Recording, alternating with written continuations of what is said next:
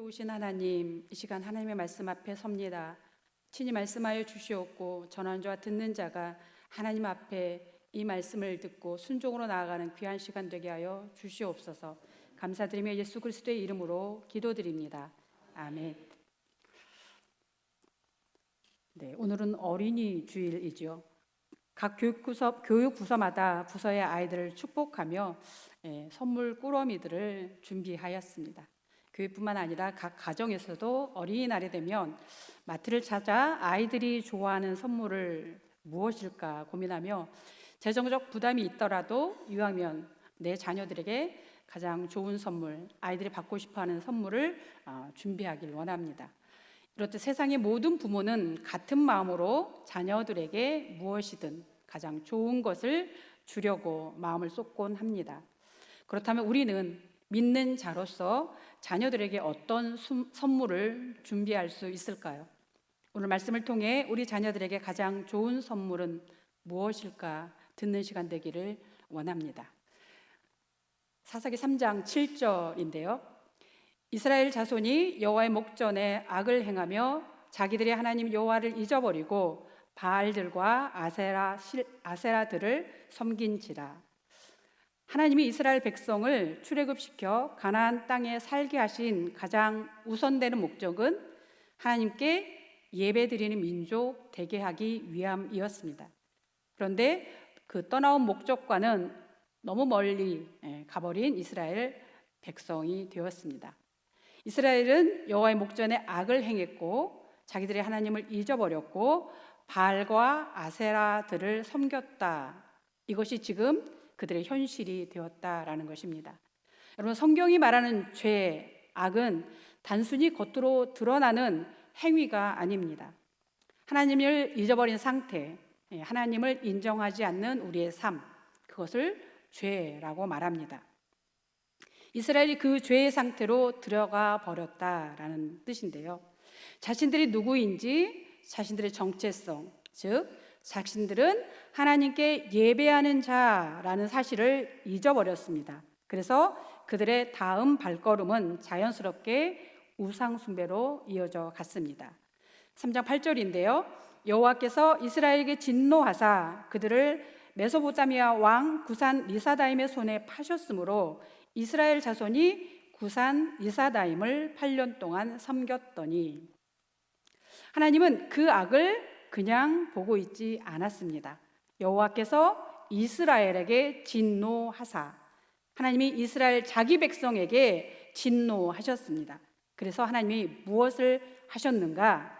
그들을 메소포타미아 왕 구산 리사다임의 손에 파셨다라고 합니다. 여러분, 사랑하는데 어떻게 팔지요? 이것이 늘 우리의 삶에서 이해되지 않는 부분 중 하나입니다. 본문은 구산이라는 이 단어를 사용하는데요. 이 구산이라는 단어는 정확한 어원은 알 수 없지만 일반적으로 지역명이기도 하고 민족명으로 연관되어져서 구산, 구시라는 땅으로 봅니다. 또 다른 의미로는 어두운 땅, 먼 땅이라는 이 뉘앙스로도 이해되기도 합니다. 그리고 이어지는 리사다임이라는 히브리어는 레샤라는 단어에서 나온 말인데 두 배의 악, 극도로 악함, 아주 악한 자라는 뜻입니다. 때문에 구산 리사다임이란 두 배로 악한 구산이라는 의미입니다. 이는 이스라엘을 괴롭힌 왕의 잔혹성과 그 악함을 강조하는 뜻입니다. 그런데 하나님이 그렇게 악한 구사 리사다임의 손에 이스라엘을 넘기셨습니다. 우리는 다 이해하지 못하지만 그것이 하나님이 내린 가장 정확한 이스라엘 죄를 다스리는 처방, 치료책이었다라는 것을 말씀을 통해 듣게 될 것입니다. 죄의 특징은 지배라는 구조를 만든다는 것입니다. 하나님을 떠나면 자유가 아니라 더 강한 지배 구조인 종의 자리로 이동하는 일이 일어납니다. 또 하나의 특징이 있다면 죄는 스스로 돌이킬 수 없다라는 특징이 있습니다. 죄에 빠진 사람은 내가 더 이상 감당할 수 없는 그 상황이 인식되어야만 꺾여집니다. 내가 할 수 있는데 내게 무언가 힘이 남아 있을 때 엎드리고 돌이키면 좋을 텐데 우리의 죄성은 끝까지 버티고자 한다라는 것입니다. 그래서 하나님이 그들을 돌이키는 방법으로 택한 것이 이스라엘 민족보다 더 큰 악, 이스라엘 민족보다 2배로 악한 자였던 구산 리사다임의 손에 그들을 넘기시는 것을 선택했습니다. 우린 이곳에 사용된 단어를 좀 눈여겨볼 필요가 있는데요. 왜 하나님이 굳이 파셨다라는 단어를 사용할까요? 파셨다라는 단어는 마카르라는 단어인데요. 이는 고대 근동의 법 개념이 반영된 단어입니다. 고대 사회에서 판다라는 것은 단순한 거래가 아니라 소유권이 완전히 이전되었다라는 뜻입니다. 이렇게 주인이 변경되었다라는 것이죠. 종의 상태로 들어간 그것을 말합니다. 즉 누구누구에게 팔렸다라는 뜻은 그 사람의 권세 아래로 완전히 들어갔다라는 의미입니다. 그래서 이스라엘이 구산 리사다임의 지배 아래로, 즉 종의 상태로 넘겨졌다라는 의미입니다. 이스라엘과 하나님과의 관계는 언약적 관계이죠. 이스라엘은 원래 하나님의 소유된 백성이었는데 하나님이 파셨다라는 것은 너희가 나를 버렸으니 이제 너희가 선택한 주인 아래로 들어가라라는 의미입니다. 즉 하나님이 언약적 보호의 관계를 철회했다라는 뜻입니다. 그리고 이제 하나님이 적극적으로 이스라엘을 다른 통치 아래로 두시겠다는 선언입니다. 이는 이스라엘이 실제로 하나님을 버렸고 우상을 섬긴 결과를 하나님이 이렇게 말씀하신 것입니다. 하나님을 떠나는 것은 중립 상태가 되는 것이 아니라 반드시 다른 주인의 지배 아래로 들어간다라는 의미입니다. 때론 하나님은 우리의 선택을 붙잡지 않으시고 그 선택 속으로 넘기십니다. 왜일까요? 여러분, 우리는 경험하지 않으면 미련이 남습니다. 그리고 그 미련은, 경험해보지 못한 그 미련은 늘 그곳에 뭔가 있을 것 같은 이 환상을 품습니다. 그래서 하나님은 때때로 우리가 걸어가는 걸음이 옳지 않은 것을 아시지만 허락하십니다. 하나님이 그냥 하시는 것이 아닙니다. 우리가 스스로 그 길이 경험해 봤더니 정말 아니구나 라는 것을 알고 온전하게 돌아서서 더 굳게 세워지기를 원하시기에 허락하시는 것입니다. 저와 여러분의 하나님은 우리의 실패를 합력하여 가장 아름다운 선으로 회복시킬 수 있는 능력의 하나님이시기 때문입니다. 그렇게 하나님은 이스라엘의 백성을 더 악한 구산 리사다임의 손에 파시고 무엇을 하셨을까요? 그 자식을 향해 눈을 떼지 않고 지키시는 일을 하십니다. 그 자식이 부르짖는 때, 아버지를 향해 눈을 들고 도움을 요청하는 때 그 정확한 타임을 주시하고 기다리시는 하나님입니다. 3장 9절인데요. 함께 읽어보겠습니다. 시작. 이스라엘이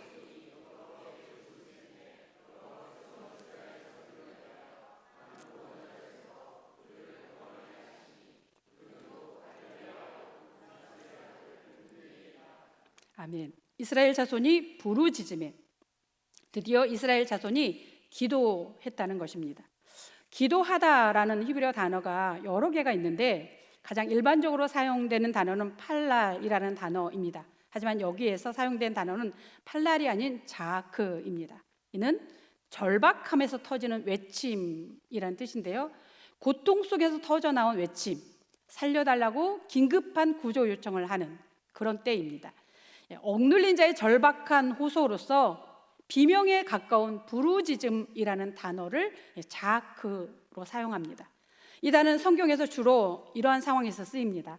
억압이나 고통이 극에 달했을 때 더 이상 자신의 힘으로 해결할 수 없을 때, 그때 상황이 한계에 도달했을 때 터지는 외침, 그것이 자크입니다. 하나님은 그 다급한 외침을 듣고 무엇을 하시는가? 9절 중반절인데요. 여호와께서 이스라엘 자손을 위하여 한 구원자를 세워 그들을 구원하게 하시니, 한 구원자를 세우십니다. 하나님은 이미 그들의 외침의 때에 가장 정확한 시기에 투입하고자 한 구원자를 준비하고 계셨습니다. 너무 빨라 덜 숙성되지 않게, 너무 늦어 과숙성되지 않게 가장 정확한 시간까지 기다리고 계신 하나님입니다. 9절, 그는 곧 갈렙의 아우 그나스의 아들 온니엘이라. 무슨 의미인가? 온니엘, 그는 불쑥 갑작스럽게 우연히 등장한 인물이 아니라는 뜻입니다. 갈렙의 아우 그나스의 아들 온니엘이란 믿음의 가정이었던 갈렙에게 속했던 사람이다라는 의미입니다.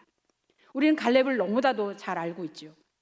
그는 여호수아와 함께 약속의 땅을 밟은 딱 두 사람, 광야의 시대에 딱 두 사람, 그 두 사람 중에 한 사람이 갈렙입니다. 갈렙은 하나님의 약속을 현실보다 더 실제로 붙들었던 사람입니다. 갈렙은 광야에서만 아니라 가나안에서도 흔들리지 않는 믿음을 지녔던 사람이었습니다. 그는 가나안 땅에 들어간 후 이제 쉬어도 되는 85세에 헤브론을 점령하기를 주저하지 않았던 사람입니다. 그는 이 산지를 내게 주소서라며 믿음의 걸음을 주저없이 걸어갔던 사람입니다. 그 산지는 가장 험악한 지역이었고 안악자손, 거인족이 살았던 땅이라고 합니다. 그러나 갈렙은 안전한 땅이 아닌 그 어려운 땅을 선택했고 나이를 이유로 물러서지 않고 하나님을 붙들었던 믿음의 사람입니다. 그런 그의 믿음은 갈렙 가문의 조카 온니엘에게까지 이어지는 믿음이 되었던 것입니다. 한 사람의 믿음이 그 개인에게서 끝나지 않고 가문과 가문을 이어 다음 세대, 그 다음 세대까지 이 영적인 흐름이 이어졌음을 성경은 이렇게 표현한 것입니다. 그는 곧 갈렙의 아우 그나스의 아들 온니엘이라. 우리의 믿음이 한 사람에게서 우리에게서 어디까지 영향을 미칠 수 있을까요? 온니엘을 보며 우리는 생각해 보아야 합니다. 지금 우리의 믿음이 나 혼자만의 구원받는 것으로 끝나지 않고 자녀들에게 연결되고 있는가? 그래서 우리는 기도해야 합니다. 가문과 세대를 이어가는 믿음의 가정이 되기를 간절히 원합니다 라는 이 기도를 우리가 지금 해야 할 기도입니다. 온니엘, 그의 이름은 믿음의 가문답게 하나님의 사자처럼 강한 자, 또는 하나님은 나의 힘, 하나님의 능력으로 강한 자라는 뜻입니다. 하나님 이스라엘을 위해 하나님은 나의 힘입니다 라고 고백하는 온니엘을 주목하셨습니다. 하나님이 이스라엘을 위해 준비한 이스라엘의 첫 사사 온니엘의 리더십은 어떤 모습이었을까요? 3장 10절인데요. 함께 읽어보겠습니다. 시작. 여호와의 영이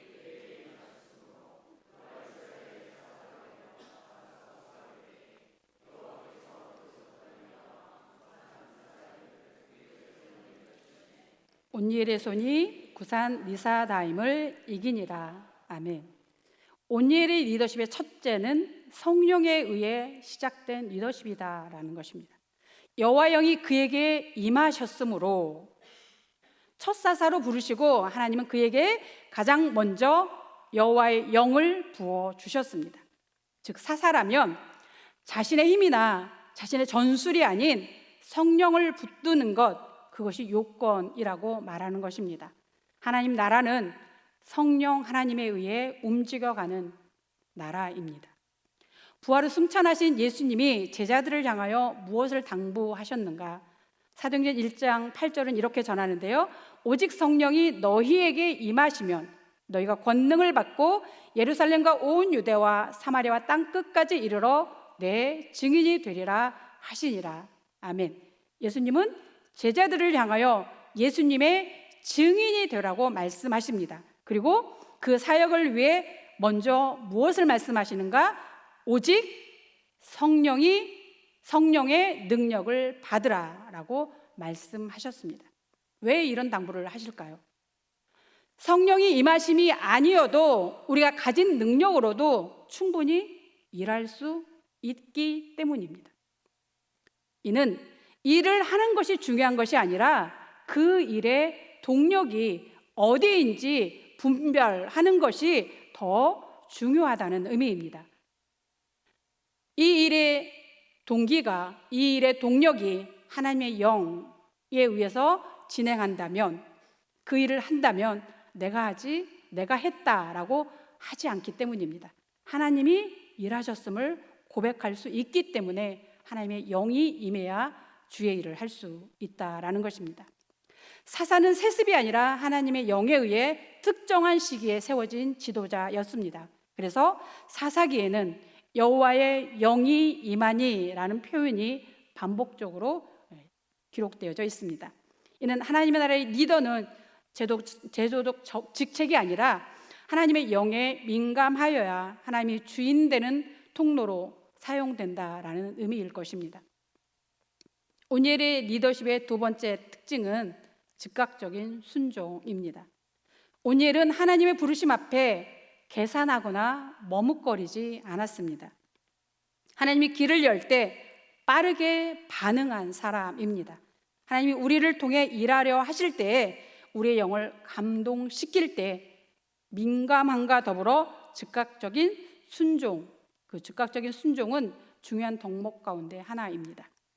우리가 기도하는 사람이라면 많은 경우 하나님이 우리에게 생각을 주시는데요, 하나님의 영으로 감동함을 주시는데요, 첫 번째의 생각은 하나님의 영에 감동된 하나님의 생각입니다. 두 번째의 생각은 계산이 첨부되어지는 나의 생각일 수 있습니다. 세 번째 드는 생각은 사단의 생각일 가능성이 높습니다. 그래서 주신 감동에 즉각적인 순종을 할 때 그 일은 하나님의 일을 이루는 통로가 되는 것입니다. 첫 번째로 주신 생각에 순종이 더디어가며 시간이 지나갈수록 이런저런 조건과 안 되는 이유들이 떠오르고 그 이유들로 인해서 하나님의 일은 진행되지 않게 됩니다. 온니엘은 단순한 말씀을 전하는 자뿐만이 아니라 실제적으로 그 문제를 해결하는 리더로서 하나님의 영이 임하자 그는 즉각적인 순종의 본을 보인 사사의 역할을 감당했습니다. 그런 온니엘의 순종의 결론을 이렇게 표현합니다. 함께 읽어볼까요? 시작. 여호와의 영이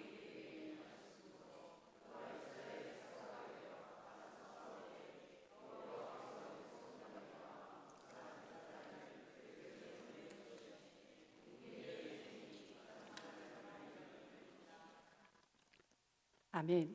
싸움의 승리의 주체가 하나님이었다라는 고백입니다. 여호와께서 메소포타미아 왕 리사다임을 그의 손에 넘겨주심에, 이 짧은 구절을 통해 우리는 사사기의 중심은 사사가 아닌 여전히 하나님께서 이스라엘 백성을 위해 싸우시며 일하셨음을 드러나는 표현이라 볼 수 있습니다. 당신의 백성이 어떠하든지 그 백성을 놓지 않으시고 여호와께서 일하고 계신다라는 의미입니다. 이것이 우리를 놓지 않으시는 하나님 아버지의 손길입니다. 우리가 온전하게 돌아서서이기보다 하나님의 사랑이 우리를 위해 일하시는 것입니다. 그 하나님께 소망을 두는 저와 여러분이 되기를 간절히 소망합니다. 13장 11절인데요. 그 땅이 평온한 지 40년에 그나스의 아들 온니엘이 죽었더라. 온니엘을 통해 하나님이 그 땅에 평온을 허락하셨습니다. 그런데 본문에 쓰인 평온에 해당하는 히브리어는 샬롬이 아닌 샤카트라는 단어입니다. 우리가 평안을 이야기할 때 샬롬을 이야기하죠. 근데 그 샬롬이 아닌 샤카트라는 단어입니다. 우리가 알고 있는 샬롬과 샤카트 두 단어는 비슷해 보이지만 결이 다른 단어입니다. 샬롬은 관계적, 전인적, 온전한 삶 전체가 회복되는 것입니다. 외적으로 내적으로 영적으로 완전하게 이루어지는 평안을 이야기할 때 사용하는 단어가 샬롬입니다. 그러나 샤카트는 외적인 조용함, 전쟁이 없는 상태, 이 긴장이 사라진 상태라는 의미에서 상황적인 안정, 단순히 전쟁이 없는 외적인 상태를 말하는 것입니다. 이는 완전한 구원의 상태가 아니라 잠시 멈춘 전쟁의 상태라는 것입니다. 즉 임시적인 안정이며 언제든 다시 무너질 수 있는 상태를 뜻하는 단어입니다. 그래서 사사기에는 샬롬이 아닌 샤카트라는 단어를 사용합니다. 이 평온의 기간이 40년 동안 지속되었다라고 합니다. 성경에서 40년이라는 단어는 한 세대의 기간이라는 의미입니다. 즉 온니엘이 사사로 있는 동안 40년 기간 동안 한시적인 평온이 있었고 온니엘이 죽자 그 평온의 시간이 끝났다라는 의미입니다. 여러분, 사람은 누구도 영원하지 않습니다.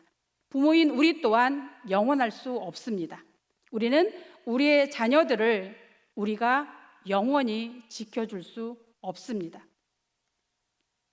우리는 우리의 숨이 있는 동안만 우리의 자녀들의 사사의 역할을 감당할 수밖에 없습니다.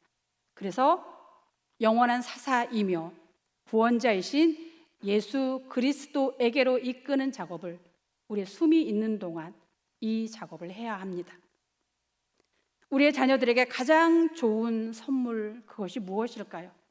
우리의 영원한 구원자이신 예수 그리스도를 온전하게 만나는 것, 그것이 우리 자녀들에게 가장 좋은 선물일 것입니다. 저와 여러분, 우리가 먼저 예수 그리스도가 가장 내 인생에 우선되는 것이고 내 인생을 책임지는 분이고 그분이 나의 전부입니다 라는 고백이 있은 자만이, 그 고백을 하는 자만이 우리의 자녀들에게 그 예수 그리스도를 전하기를 소망합니다. 그래서 저와 여러분 예수 그리스도를 우리가 먼저 누릴 수 있기를 축원합니다. 그리고 그 영원한 은혜를 자녀들에게 연결하는 통로로 저와 여러분 세워지기를 간절히 축원합니다. 기도하겠습니다. 참 좋으신 하나님, 이 시간 우리에게 말씀하여 주신 주의 음성을 귀 기울여 듣게 하시고 그 음성 앞에 즉각적으로 순종할 수 있는 믿음의 사람으로 세워질 수 있도록 우리 한 사람 한 사람 세워 주시옵소서.